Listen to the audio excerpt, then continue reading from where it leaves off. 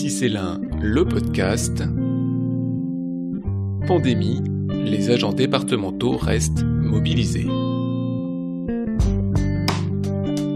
Bonjour et bienvenue, vous écoutez le podcast du conseil départemental de l'Ain dédié à la gestion de crise du coronavirus, la collectivité départementale qui a pris une série de mesures pour adapter son fonctionnement à cette situation exceptionnelle tout en garantissant la continuité du service public dont elle a la responsabilité.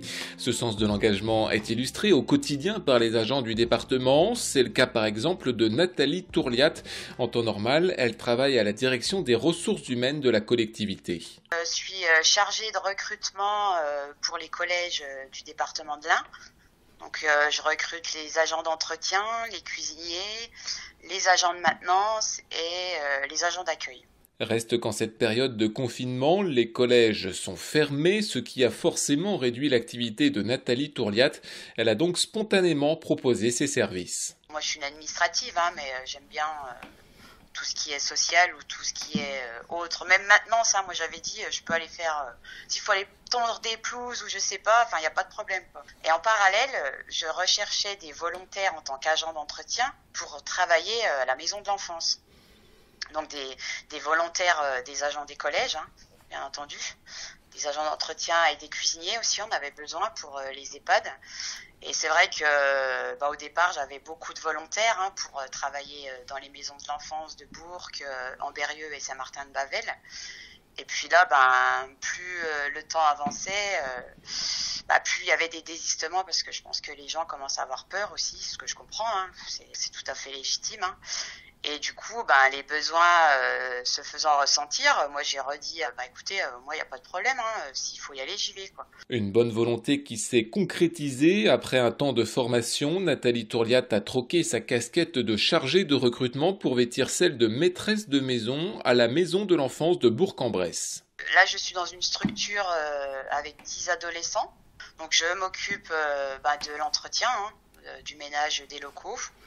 Donc de leurs locaux, les chambres, la partie commune, cuisine et l'entretien du linge aussi, laver leur linge. J'ai beaucoup d'interactions avec eux aussi.